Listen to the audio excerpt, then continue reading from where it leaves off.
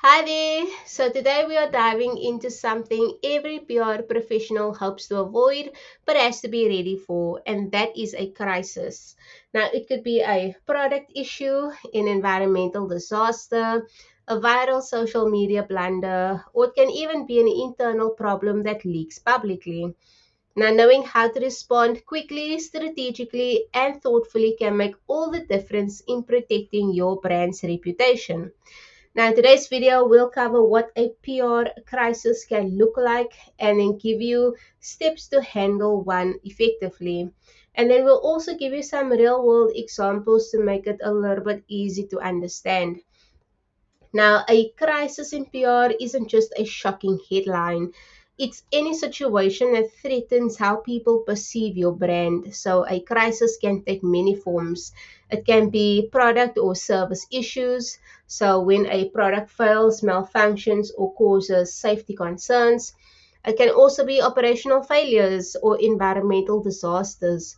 So, large scale events that affect people or the environment. And then negative media coverage or social backlash.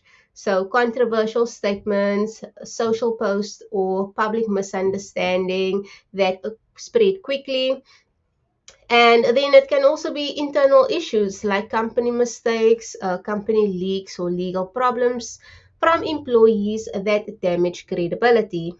Now, it's basically a crisis is anything that requires fast, careful, and strategic response to protect your brand's reputation.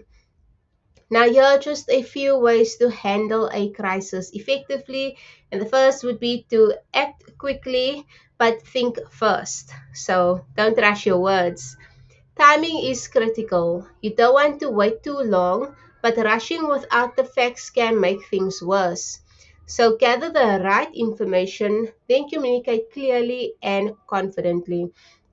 An example of this would be a Samsung Galaxy Note 7 with the faulty battery that used to catch fire. This is a major safety concern. Now, Samsung acted fast by recalling the affected Galaxy Note 7 phones and issuing guidance to customers, preventing further incidents and limiting reputational damage. And then next up, it is to be transparent and honest. So trying to hide mistakes almost always backfires. So admit the issue and then explain what you are trying to do to fix it. So transparency builds trust even in tough situations. Now this makes me think of the BP oil spill in the Gulf of Mexico back in 2010. There was a lot of negative media coverage where the media called the company negligent and then also environmentally responsible. Now, BP publicly acknowledged the oil spill. They explained the cleanup process and shared compensation measures showing accountability even amid widespread critique. And then next up, coordinate your team and your channels. Now, everyone involved in communication should share the same message. Make sure your social media posts, press statements, and your internal updates are consistent. Now, another example would be the United Airlines passenger removal crisis that removed a passenger after the flight was overbooked. Now, during the United Airlines passenger removal crisis, inconsistent messaging made the situation worse. So a reminder of why alignment across different channels is crucial.